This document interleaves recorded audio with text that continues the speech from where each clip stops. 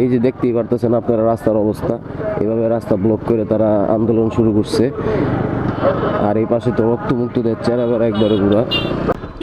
আরে বোকাচন্দ্র যাচ্ছে না কেন?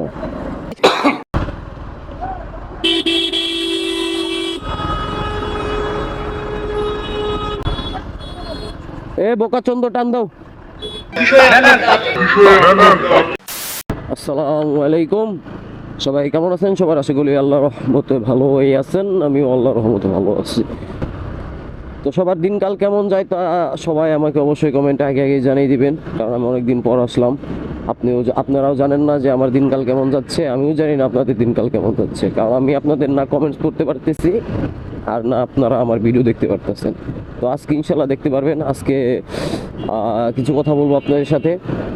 আমাদের এই সাভার অঞ্চলে, ঠিক আছে, সাভার অঞ্চলের এই ভ্যাকসিনকরি দিকে আপনারা জানেনই খুব অনেক সমস্যা হইতেছে যে শ্রমিকদের জন্য, এই যাদের আন্দোলনের জন্য অনেক সাধারণ জনগণের চলাফেরার সমস্যা হইতেছে। আর আরেকটা বিষয় হলো যে কালকে এই যে এদিকে সামনে, হ্যাঁ, 3 জন মহিলা অ্যাক্সিডেন্ট করে মারা গেছে গার্মেন্টসে বাসের সাথে। তো এমনভাবে ধাক্কাটা দিচ্ছে, বাস পিছন থেকে আসতেছিল, ঠিক আছে। তো সামনে মহিলারা মনে রাস্তা পার হচ্ছিল, তখন বাসটা দেখতে পারে নাই, হয়তো লাগাই দিছে, শেষ 3 জন মহিলা। এই হলো অবস্থা, হ্যাঁ, খুব খারাপ অবস্থা হয়েছিল। আর এইদিকে মনে হয় কোথাও রক্ত থাকতে পারে, কারণ কালকেই হয়েছে, বুঝেন নাই যে কিভাবে অ্যাক্সিডেন্টটা হয়েছে, একদম ছিদ্র বিদ্র হয়ে গেছে, খুবই খারাপ অবস্থা। সেই জন্য এই রাস্তাঘাটে চলাফেরা করতেও ভয় করে।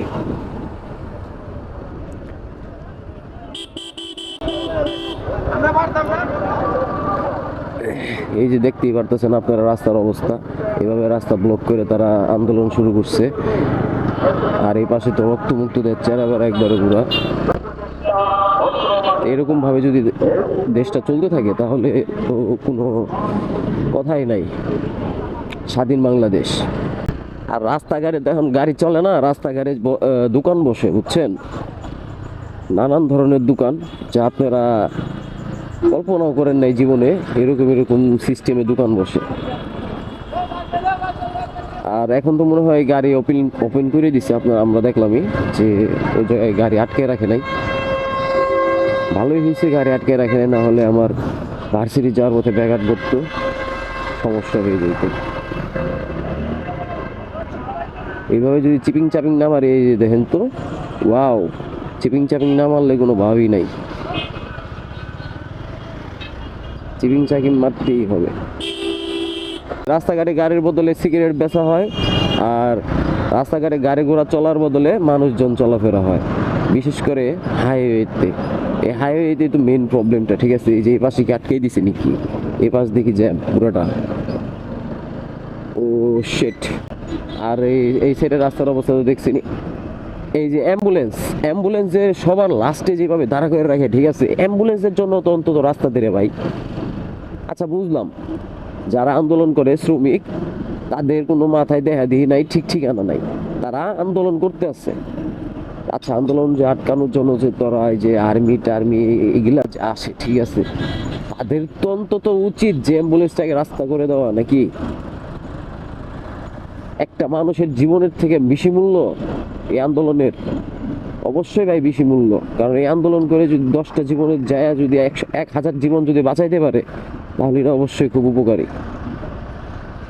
কিন্তু আমি এখানে যা দেখতেছি, এখানে তো তা নয়। একটা জীবনের বিনিময়ে তো 10,000 জীবন বাঁচতেছে না, শুধু সময় নষ্ট, জীবনও নষ্ট, সব নষ্ট।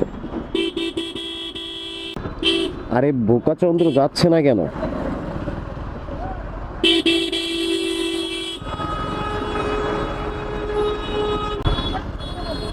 এ বোকাচন্দ্র টান দাও।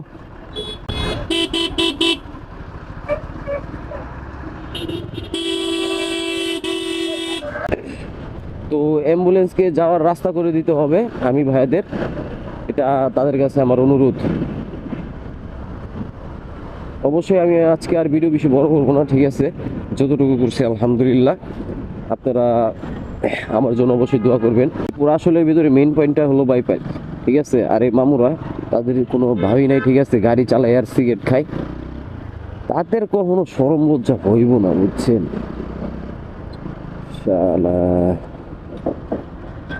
এ আমাদের শেখ হাসিনা আপা কি যে পাওয়ারটা দিছিল তাদের, ইস, কোথায় ছিল তারা আর কোথায় চলে এলো।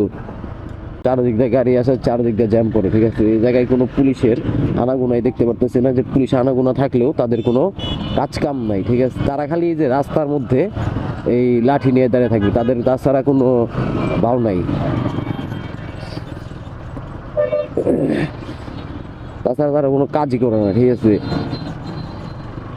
তাছাড়া আমরা যে স্টুডেন্টরা ছিলাম, স্টুডেন্টরা যারা রাস্তার ট্রাফিকের কাজ করছি, তারাই ভালো ছিলাম। তাদেরকে যদি কাজ দেওয়া হয় দিনে 2 ঘন্টা করে ডিউটি, তাহলে খুব ভালো হয়।